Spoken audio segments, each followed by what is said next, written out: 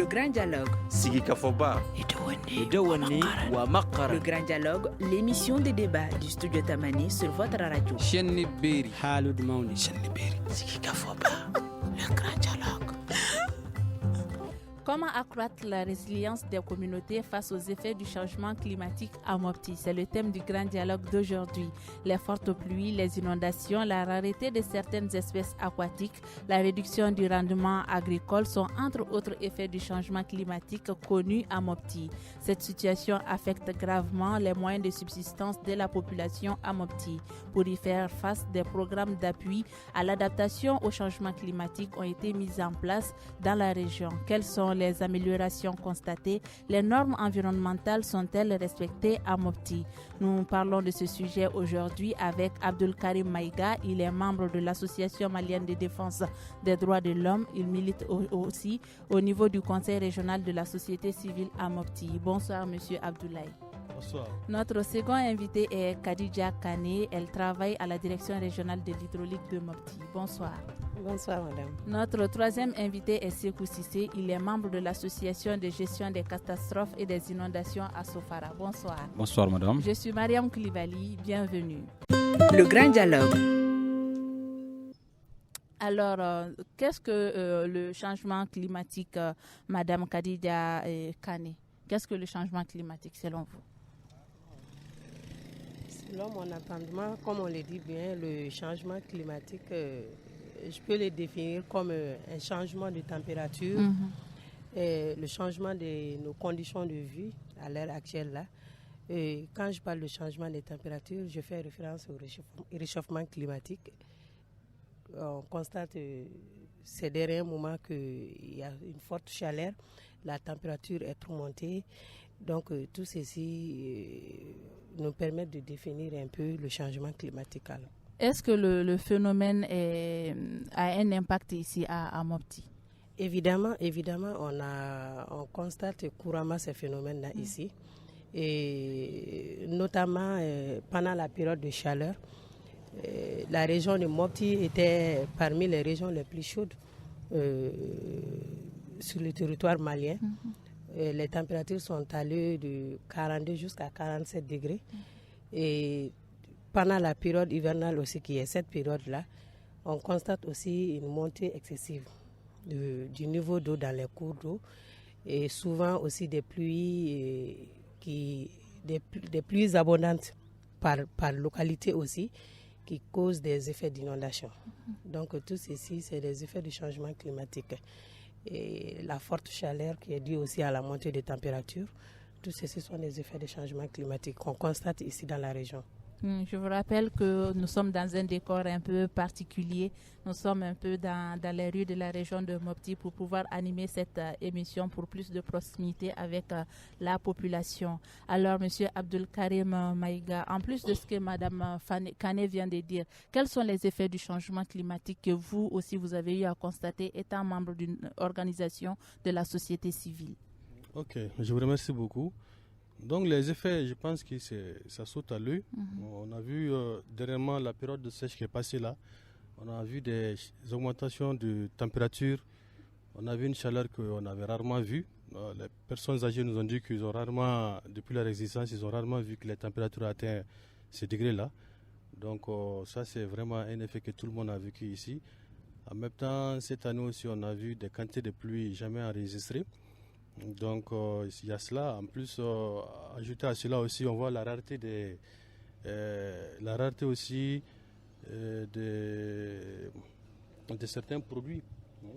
Voilà, des espèces, que ce soit animales, végétales, aussi de certains produits qui, de nos jours, sont devenus très rares ou bien qui n'existent même plus.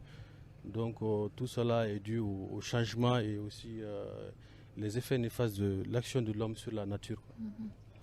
Alors, monsieur Sissé, vous êtes à Sofara et vous militez dans une association qui vient en aide aux sinistrés et aux populations qui ont été victimes d'inondations et autres catastrophes naturelles à Mopti. Est-ce que les effets du changement climatique sont aussi une réalité dans votre localité? Merci, Madame Koulibaly, Mariam Koulibaly. Effectivement, les effets du changement climatique se font ressentir dans notre localité, surtout à Sofara. Dans la première semaine de ce mois de septembre, nous avons enregistré plus de 213 mm. Donc, c'est ce qui a fait quand même une grande inondation. D'abord, pour une première fois dans l'histoire, c'est que je chasse. Et puis, après, d'après ce que les aînés nous ont dit, une telle quantité de pluie n'a jamais été enregistrée à Sofara, plus de 200 mm. Donc cela a fait quand même... aujourd'hui, le périmètre risicole que nous avons est inondé à 90%. Pratiquement, il y a eu des maisons également qui sont tombées. Il y a à peu près dans la ville de Sofara 1832 maisons touchées, dont 1492 effondrées. Alors, quelles sont les causes de ces inondations chez vous à Sofara? Est-ce que les causes ont été détectées? Bon, d'abord, premièrement, les premières causes que nous avons eu à détecter au niveau de notre association, c'est l'occupation des voies d'eau. Ça, c'est une première cause. Une deuxième cause également, vous savez, ce n'est pas une ville, mais c'est un gros village. Toutes les constructions sont en banco. Et donc, quand une maison est construite en banco et que l'eau vient inonder ça va s'écrouler, c'est clair. Une deuxième cause, vous savez, les caniveaux qui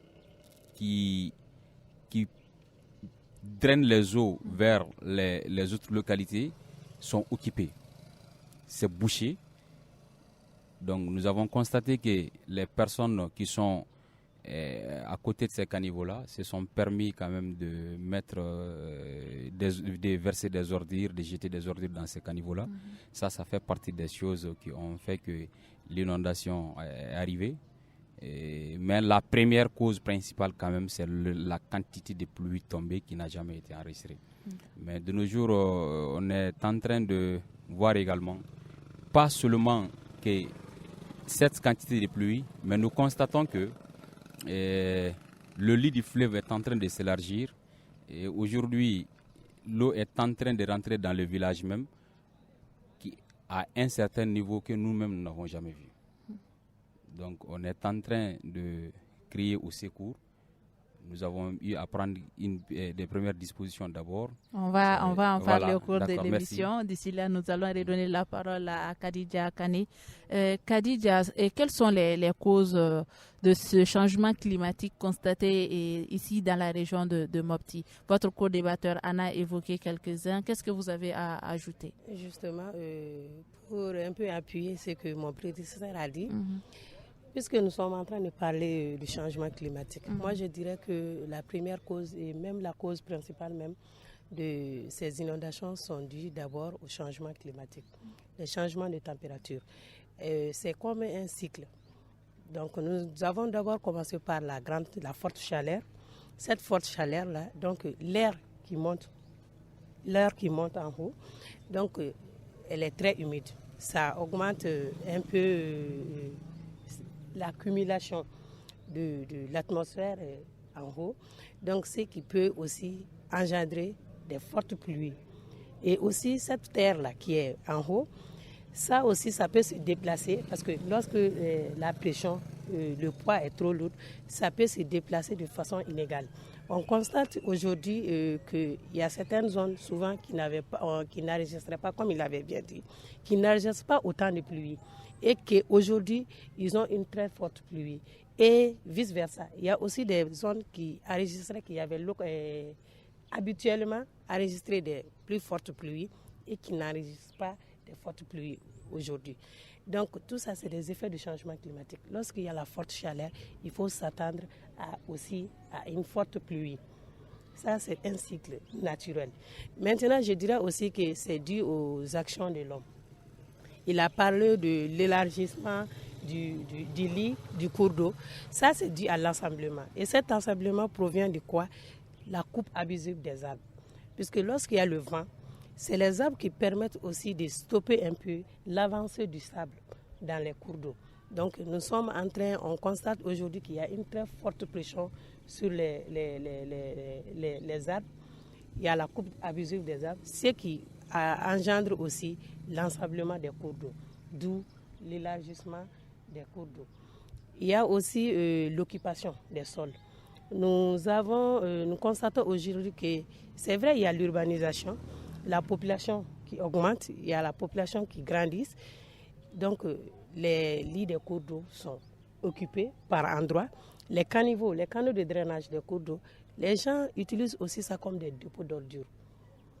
Donc ce qui peut aussi causer, je peux dire ça, lorsque ces canaux-là sont bouchés, voilà, obstrués, donc ça peut provoquer aussi l'inondation, puisque l'eau n'a plus de passage.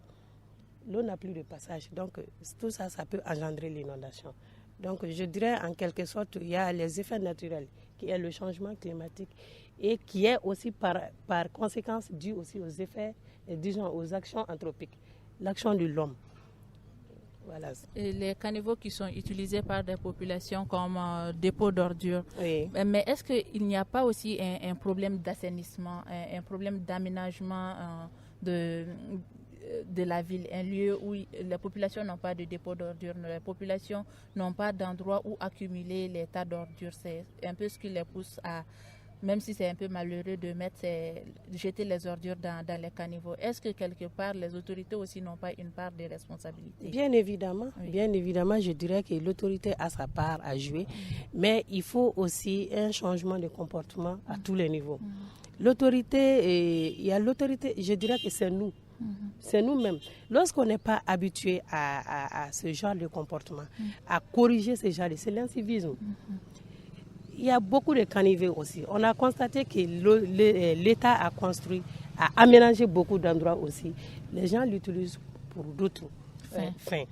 Donc, il y a la part aussi de l'État, comme il y a la part de nous, les citoyens.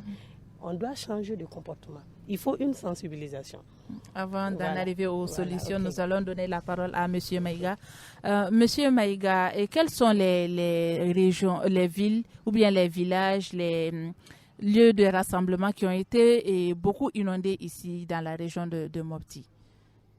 Les endroits qui ont été les plus inondés ici à Mopti, en tout cas, c'est comme mes prédécesseurs ont dit, c'est surtout les lits des fleuves. Hein. Oui. Les lits des fleuves, ça c'est un. Deuxièmement aussi, c'est les endroits où les caniveaux se rassemblent pour pouvoir évacuer les eaux. Oui. Donc à ce niveau aussi, puisque les eaux se sont retrouvées, beaucoup de quantités d'eau se sont retrouvées en même temps en un seul lieu, donc ça a dû déborder et ça a atteint les lieux.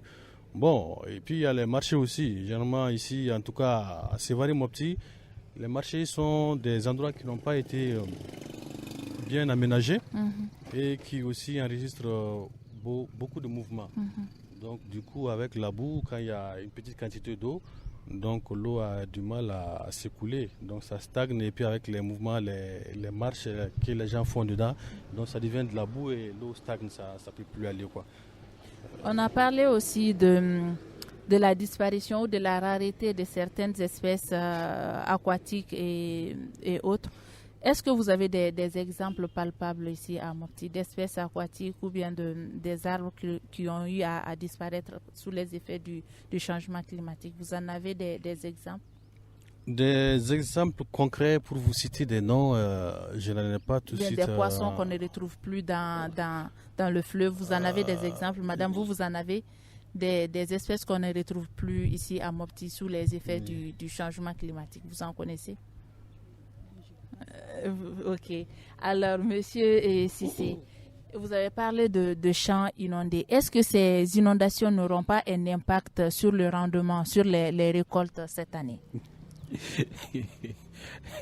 L'impact est très grand, madame. En réalité, là où on a un périmètre de 574 hectares, dont les 90% sont inondés, donc il n'y a pas espoir.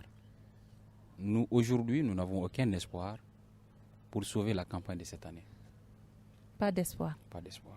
Parce que Ça fait plus d'une semaine, voire une dizaine de jours, qu'ils sont en train de mettre tout en œuvre pour évacuer cette eau du périmètre.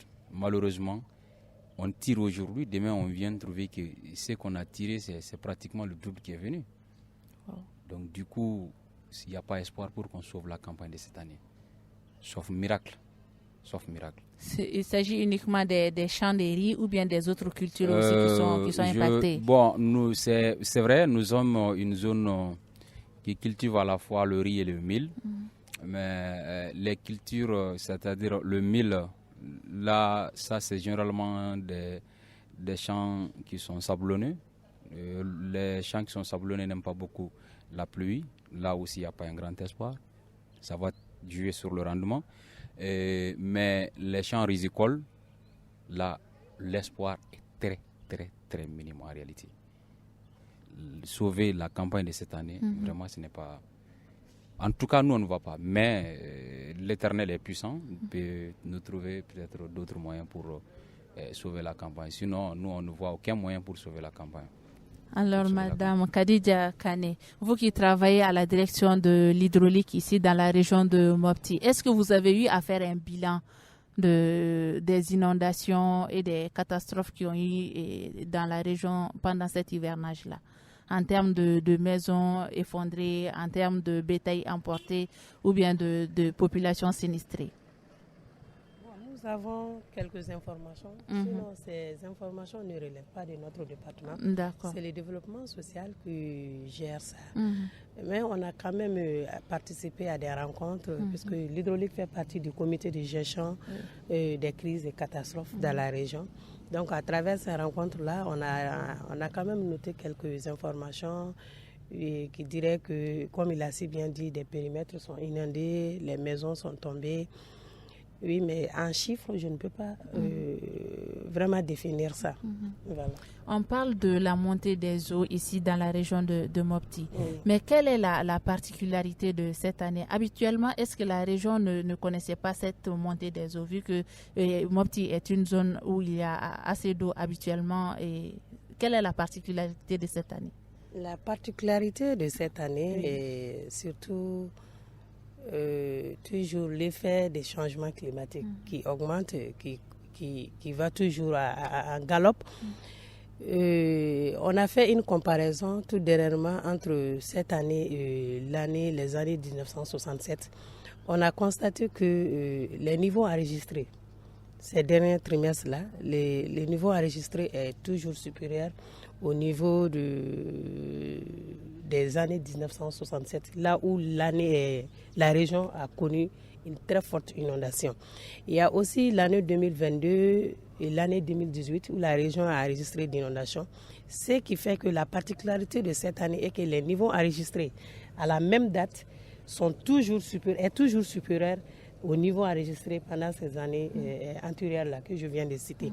Donc ça c'est une particularité qui peut aussi nous avertir que l'année 2024 sera peut-être une année exceptionnelle. Mais il y a quelque chose à retenir.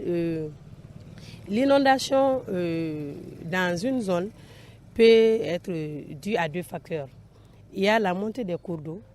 La montée des cours d'eau, ce qui n'est pas fortement lié à la quantité de pluie tombée sur la zone, dans la zone.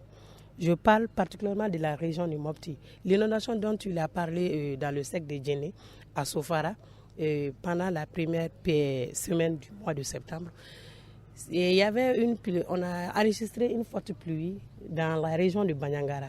Et cette pluie qui a drainé vers une rivière qu'on appelle le Niamey, qui est venue déborder au niveau de Sofara. Sinon, il y a beaucoup d'inondations qui se provoquent dans une ville qui n'est pas fortement liée à la quantité de pluie tombée sur cette ville-là. Donc, c'est ce que je tenais à clarifier. Donc, l'inondation qu'on va enregistrer dans la région de Mopti, même si la montée des cours d'eau, on constate que ça, à un moment en moyenne, on avait enregistré une montée de 2 à 3 cm par jour. Mais il était venu à un moment, c'est à millimètres. Ça, c'est tout dernièrement. On constate que la montée, ça va petit à petit. Oui, mais ça, c'est dû aux barrages, les lâchers en amont, au niveau des autres barrages, qui peuvent aussi provoquer l'inondation en aval, d'où la région de Mopti. Comme il a si bien dit, ainsi que la quantité de pluie aussi qui peut tomber dans la zone. Donc, l'inondation n'est pas forcément liée à la quantité de pluie tombée, mais ça peut être dans une autre zone et qui sera drainée vers la localité inondée.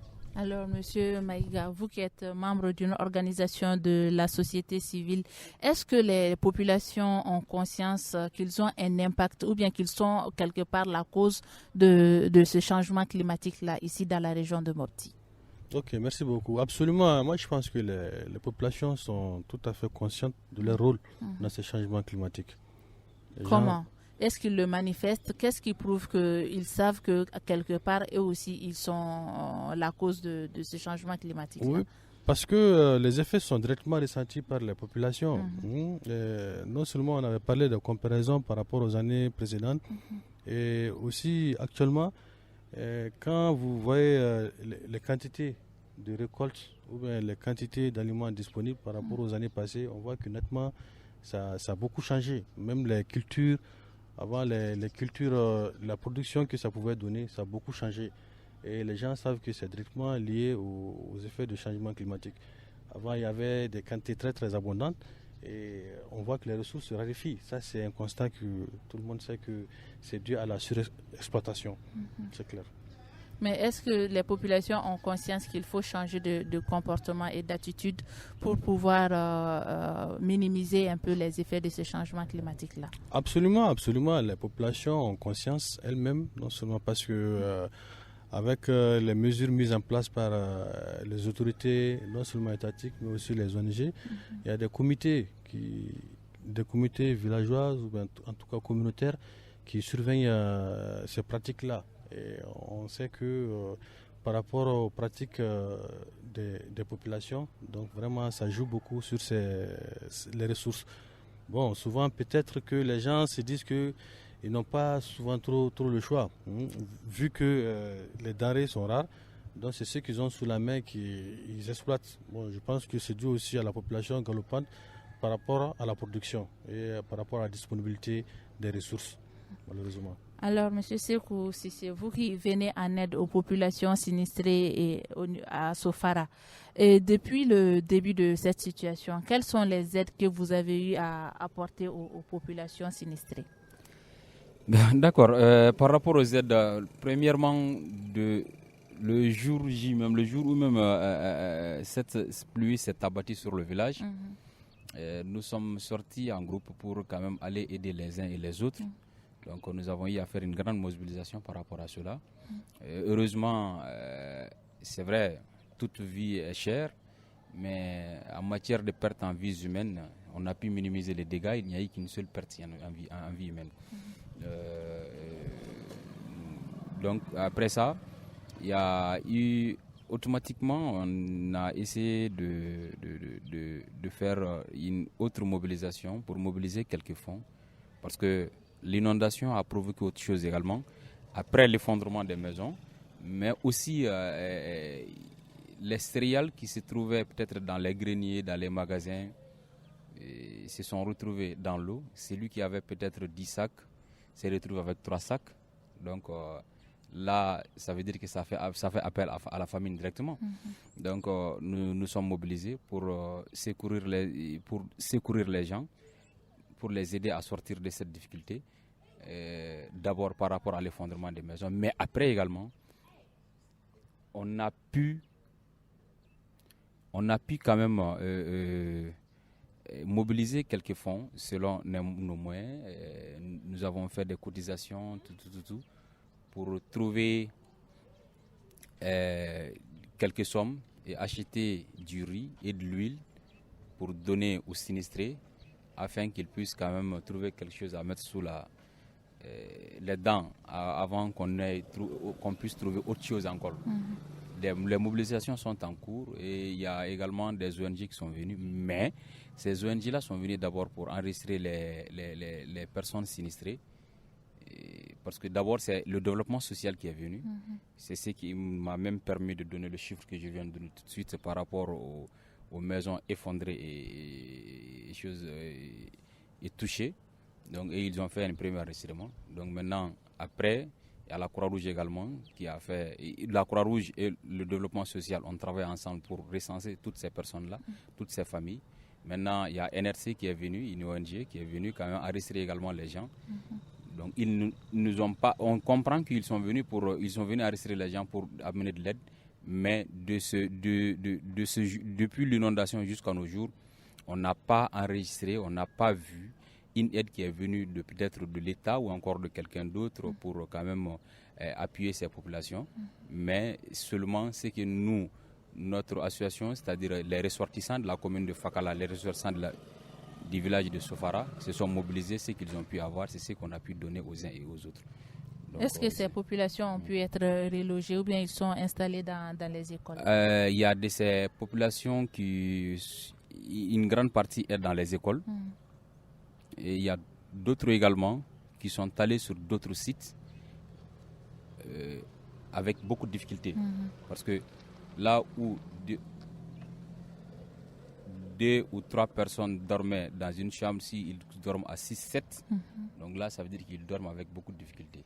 Il y a certains qui ont pu être relogés quand même, d'autres sont dans les écoles jusqu'à présent. Jusque là où je vous parle, les écoles sont vraiment occupées par ces gens-là. Alors, Madame Kadidia, parlant de changement climatique, vous avez aussi évoqué le comportement des humains qui en serait la cause. Et est-ce qu'ici, dans la région de Mopti, ceux qui vivent de la forêt, de la coupe des bois et autres activités forestières savent que leur activité a un impact sur le climat, sur le dérèglement climatique? Bien évidemment. Ils le savent. Je pense qu'à l'ère où nous sommes, vu les effets qui tapent à l'œil, nous sommes tous conscients aujourd'hui que d'une part à une autre, on contribue aux effets du changement climatique. Mais comme M. Maïga l'a si bien dit, les gens souvent ils se disent qu'on n'a pas le choix. On vit de ça. Sinon, l'État aussi avait pris des mesures par rapport à ça. Il y a eu des sensibilisations, mais les gens continuent à le faire. Ils continuent toujours à le faire. Sinon, je pense que chacun est conscient de cela. Mais comme un adage bambara le dit, les gens ont l'habitude de le dire, il fera fin. Donc, c'est ce qui fait que les gens continuent toujours à mener ces pratiques-là, même si ce n'est pas au même degré, et ils continuent toujours à le faire. Alors, comment accroître la résilience des communautés face aux effets du changement climatique? On sait que le phénomène est là. Comment est-ce que les populations peuvent s'adapter au changement climatique et minimiser aussi les effets? La question s'adresse toujours à vous, madame. Oui. Je suis en train un peu de réfléchir à la question. Pour accroître la résilience de la population, il faut aussi l'aide, l'appui.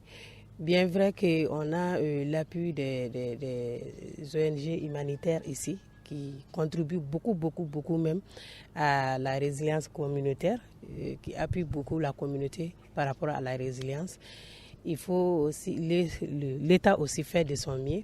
Maintenant, en ce qui s'agit de la communauté elle-même, il faut changer de comportement. Il faut changer de comportement face à la période, à l'effet que nous constatons. Et je vais prendre juste un exemple. Lorsque nous constatons une inondation dans une zone et que nous-mêmes nous sommes conscients que c'est l'eau tombée, disons la quantité de pluie tombée sur la zone n'a pas eu de chemin et qui s'est propagée dans nos concessions. Ça veut dire que quelque part, c'est ce voie de passage de l'eau qui est occupée. Pourquoi ne pas faire des sensibilisations? Pourquoi les chefs de village ne peuvent pas prendre des mesures pour inviter les gens à ne pas construire dans ces voies de drainage des cours d'eau? Aussi, les caniveaux qui sont dans les villages, peut-être certains villages n'en ont pas. Il y a d'autres ouvrages, les ponts qui contribuent aussi au drainage des cours d'eau.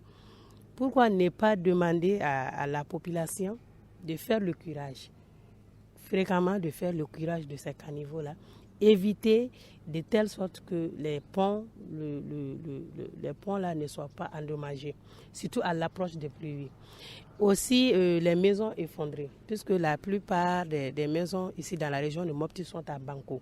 À l'approche de l'hivernage, pourquoi ne pas mobiliser les gens pour rebâtir ces maisons-là qui peuvent un peu leur donner un peu de force pour supporter les effets de la pluie qui tombera. Il y a aussi, je peux dire, non, j'ai oublié, voilà. Je voulais parler de, oui, on parle des effets anthropiques, des actions anthropiques et au niveau rural, urbain plutôt. Au niveau urbain, nous avons constaté dans nos marchés, les gens, il y a beaucoup d'inondations dans les marchés, puisqu'il n'y a pas de voie de drainage. Donc, c'est qu'on fait appel à l'autorité aussi d'aménager les marchés comme il le faut. Aussi, appeler les gens à dégager les bords des rivières. C'est-à-dire que les villages ou les hameaux qui sont autour des cours d'eau, les villages riverains, de se déplacer à l'approche de l'hivernage, qu'ils se déplacent et que l'État leur montre un endroit là où ils peuvent se loger. Là, c'est juste le temps de l'hivernage. Tout ça, ça peut atténuer les effets, les conséquences de l'inondation dans la région. Voilà, donc il y a souvent des actions, des sensibilisations, des messages qui passent, mais il n'y a pas d'action qui est posée. Le message est toujours passé, mais il n'y a pas d'action qui est posée. Voilà. Alors, M. Maïga, vous, à votre niveau, qu'est-ce que vous faites pour sensibiliser les populations face aux effets du changement climatique ici à Mopti? Oui, merci beaucoup, madame, pour cette question. Bon, je pense qu'on a parlé suffisamment des conséquences des changements climatiques. Donc maintenant, en tant que population, qu'est-ce que nous devons faire pour atténuer ces effets? Donc en tout cas, c'est vraiment la sensibilisation, les informations, et puis aussi des démarches au niveau des autorités pour qu'ils apportent leur appui qu'ils peuvent, pour que les populations se rendent compte réellement de ces effets du changement climatique et voir les solutions qui sont possibles et que la population puisse les adapter dans leur pratique quotidienne. Beaucoup ne font pas le lien entre changement climatique, la pauvreté et autres difficultés économiques auxquelles les populations peuvent faire face, mais c'est savoir que c'est lié un peu au changement climatique, beaucoup l'ignorent. Est-ce que vous, à votre niveau, il vous arrive de sensibiliser les populations sur cette voie, leur dire qu'il y a un changement climatique, mais si vous ne faites pas attention, ça peut accroître la pauvreté, ça peut vous impacter sur plusieurs autres voies auxquelles vous n'êtes pas préparé. Est-ce que ça vous arrive aussi de parler ainsi à aux communautés? Ah oui, je pense que dans la communication qui passe, il y a ces aspects qui apparaissent. Changement climatique et pauvreté, il y a vraiment un lien intrinsèque. Il y a un lien intrinsèque parce que, bon, pauvreté, mais aussi le mode de vie, quoi. Le mode de vie que nous avons adopté pendant des millénaires et que jusque-là, nous n'avons pas pu beaucoup changer par rapport à ça. Parce qu'avant, les ressources étaient abondantes, il y avait peu de gens autour des communautés. Mais on a vu que maintenant, les populations sont devenues nombreuses et les ressources sont devenues rares. Donc avant, vous allez voir qu'au bord, les gens cultivaient juste aux abords des villages. Les gens ne partaient pas loin. Mais de plus en plus, les gens vont plus loin pour aller cultiver les champs. Les champs sont de plus en plus grands parce que tout simplement, les ressources sont devenues rares et qu'il faut vraiment exploiter, souvent surexploiter les ressources qui existent. Donc ce qui va amener une raréfaction, même souvent les extinctions de certains produits. Voilà. Alors, M. Sekou Cissé, maintenant, après ces inondations, après ces catastrophes naturelles au niveau de Sofara, est-ce qu'aujourd'hui, on peut dire que les populations ont repris conscience face aux effets du changement climatique dans votre localité? Oui, je peux dire que les populations ont pris conscience des conséquences du changement climatique parce que les uns et les autres ont compris quand même que aujourd'hui, la situation qui prévaut n'est rien d'autre que d'abord les conséquences de ce changement climatique et également de leur propre comportement. Pourquoi? Parce que si l'eau n'arrive pas à être drainée pour aller là où elle doit aller normalement, si on se permet de fermer, de boucher, d'obstruer toutes les voies de ruissellement d'eau, on a compris aujourd'hui que ces inondations sont le résultat de notre propre comportement, premièrement. Deuxièmement, on a compris également que ces fortes pluies étant le résultat du changement climatique, nous avons compris, nous nous sommes posé quelques questions. Alors, qu'est-ce que a provoqué ça? Nous avons vu notre comportement qui fait partie des causes. D'abord, ce que nous faisons en ville, mais ce que nous faisons également en campagne. En campagne, c'est-à-dire ce que nous sommes en train de faire dans nos champs. C'est vrai, il y a cet aspect démographique qui est là. La population devient de plus en plus galopante. Des maisons sont en train d'être construites à tort et à travers. Et tout ça, c'est pour nous trouver des abris. Mais nous sommes en train de pousser les champs et construire sur ces champs-là parce que nous cherchons des abris. Mais dans ce cas-là, on se permet de couper pratiquement tout ce qu'on a comme arbres dans le champ. Au lieu de les garder, les entretenir, nous nous sommes adonnés à la coupe de ces arbres-là, qu'on aurait pu laisser entretenir, qui contribuerait quand même à stopper l'avancée du désert, mais nous n'avions pas compris ça. C'est aujourd'hui que nous avons compris que hier, nos arrière-grands-parents vivaient paisiblement avec telle ou telle chose comme ressources, que ce soit financier ou encore que ce soit des ressources céréalières. On a compris aujourd'hui qu'on n'a pas ça parce que nous, notre comportement a fait que nous avons détruit tout ce que nous avions autour de nous. Nous avons détruit notre propre environnement. Maintenant, la conscience, elle est venue. Si la conscience, elle est réellement venue, nous devrions changer de comportement.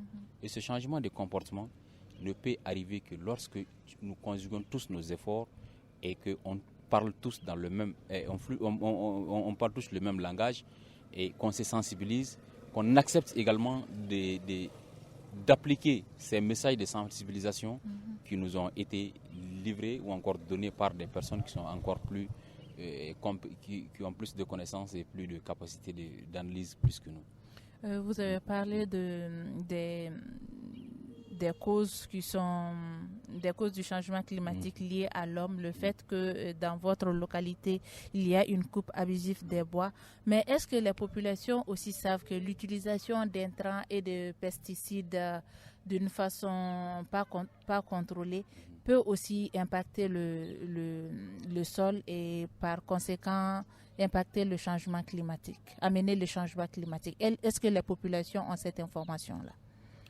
Oui, les populations ont cette information.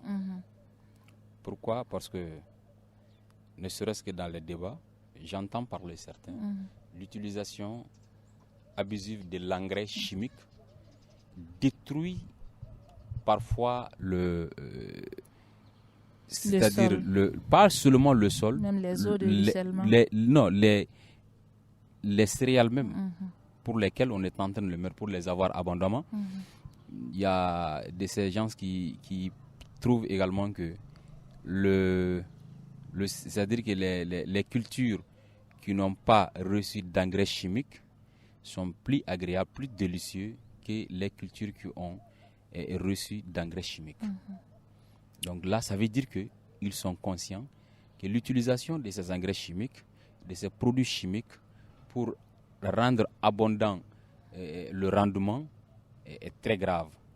Et par rapport même à la terre, donc là, on n'a pas conscience de cela d'abord, et je sais qu'au fil du temps, les uns et les autres comprendront. Quand je dis on n'a pas conscience, le nombre de personnes qui le sait est très minime par rapport aux gens qui ne le savent pas. Donc quand c'est une minorité qui le sait et que la majorité ne le sait pas, moi je vais dire que la conscience elle n'est pas venue d'abord. Donc c'est ce que j'ai comme élément de réponse par rapport à cette question. Le décor il est particulier. Nous sommes dans la région de Mopti, dans une rue, pour pouvoir animer cette émission. Alors Madame Khadija Kane, nous avons parlé tantôt de l'utilisation abusive des pesticides et des intrants dans les champs. Est-ce que les populations, comme j'ai eu à poser la question à votre co-débatteur, est-ce que les populations sont conscientes des dangers auxquels ils s'exposent en utilisant abusivement ces produits qu'on peut dire nocifs pour la santé et pour le sol? Bon, moi je dirais que si vous me demandez, vous me permettez d'évaluer la prise de conscience de la population, moi je vais l'évaluer à 15%. N'est-ce pas? À 15%. Puisque la coupe, disons, l'utilisation abusive des engrais là, peuvent aussi amener des problèmes de santé publique. Lorsqu'il y a une forte pluie, et il y a le lessivage des sols qui peuvent aussi amener tous les polluants dans nos cours d'eau. Et ces cours d'eau qui sont utilisés, surtout au milieu rural, dans les milieux ruraux qui sont utilisés pour les usages domestiques, ou autre chose. Donc ça peut amener un problème de santé publique. Nous avons tantôt constaté à chaque fois qu'il y a l'inondation, il y a des problèmes d'assainissement. Pourquoi? Puisque l'utilisation même du sol, les déchets, la défécation à l'air libre, les populations sinistrées même savent qu'ils ont besoin d'un appui par rapport à la santé, un appui par rapport à l'assainissement. Donc ça veut dire que d'une manière, ils savent bien que c'est leur action qui conduit à ce désagrément-là. Mais c'est la prise de conscience qui cause problème. Mais est-ce qu'ils savent aussi que ces produits peuvent aussi finir dans nos fleuves et dans nos différents cours d'eau et affecter aussi les poissons et autres, la vie même aquatique? Est-ce qu'ils le savent? Je dirais qu'ils le savent. Parce qu'il y a eu beaucoup de communication par rapport à ça. Peut-être que le message n'est pas véhiculé à hauteur de souhait, mais il y a eu beaucoup de communication et beaucoup de sensibilisation par rapport à ça. Donc, d'une part, moi je dirais que la conscience n'est pas à hauteur de souhait, mais l'information est là et tout le monde sait aujourd'hui que c'est dû à nos actions qui amènent souvent des problèmes de qualité de nos eaux qui conduisent à des problèmes de santé publique aussi. Est-ce qu'il faut une réalisation des infrastructures hydrauliques aussi pour minimiser les effets du changement climatique? Par exemple, plus de barrages, plus d'aménagements pour pouvoir un peu minimiser les effets du changement climatique. Effectivement. Surtout dans nos communes, dans certains, je ne parle pas de la ville de Mopti, sinon même ici à Sévaré, comme la ville de Sévaré est en chantier maintenant, sinon il n'y a pas assez de voies de drainage des eaux pluviales, il n'y a pas assez de canaux de drainage des eaux de pluie. Et de même aussi dans les villages, je dirais qu'il n'y a même pas de canaux de drainage, à part les programmes nationaux, les ponts, les routes et les barrages. Mais c'est souvent avec l'appui des ONG humanitaires qu'il y a aussi certaines réalisations comme les digues de protection, les petits barrages hydro. Bon, il n'y a pas assez de grands barrages, mais l'État doit quand même faire des efforts par rapport à cela.